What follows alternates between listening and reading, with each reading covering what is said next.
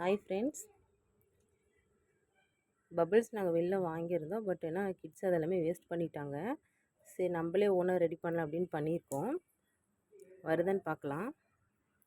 இதில் நான் என்ன ஆட் பண்ணியிருக்கேன் அப்படின்னா, இந்த ஸ்பூன் அளவு எடுத்திருக்கேன். 4 spoon water, normal water, 1 spoon sugar.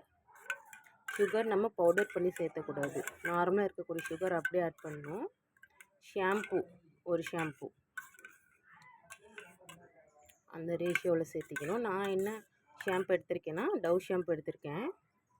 நல்லா கலக்கிட்டு 2 மினிட்ஸ் அப்படியே விட்டுட்டு இப்போ நம்ம இது யூஸ் பண்ணி பார்க்கலாம் வாங்க.